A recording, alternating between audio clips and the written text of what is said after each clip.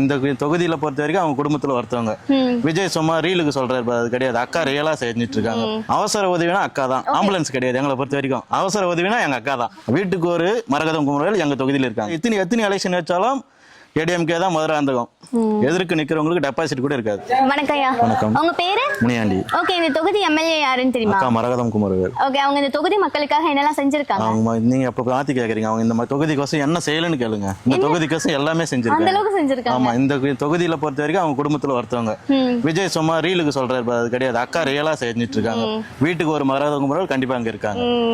Okay, அதாவது சொல்ல முடியாத அளவுக்கு செஞ்சிருக்காங்க. சொல்ல முடியாத அளவுக்கு செஞ்சுட்டு அதுல இருக்காங்க. ஏதாச்சும் சில விஷயங்கள் சொல்ல முடியுமா? சில விஷயங்கள் நிஜமா எனக்கு ஆக்சிடென்ட் ஆச்சு, என்னை காப்பாத்துறது அவங்க தான். ஓகே. ஆமா, செங்கல்பட்டு அரசு மருத்துவமனையில 10 நாள் இருந்தேன்.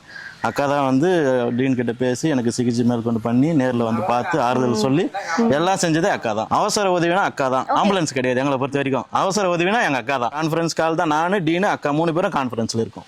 யாருன்னா செய்வாங்களா? ஒரு அட்லீஸ்ட் ஒரு திமுக கவுன்சிலர் கிட்ட பேச முடியுமா? கண்டிப்பா நாங்க எங்க அக்கா எம்எல்ஏ கிட்ட பேசுவோம். வீட்டுக்கு ஒரு மரகதம் குமரவேல் எங்க தொகுதியில இருக்காங்க.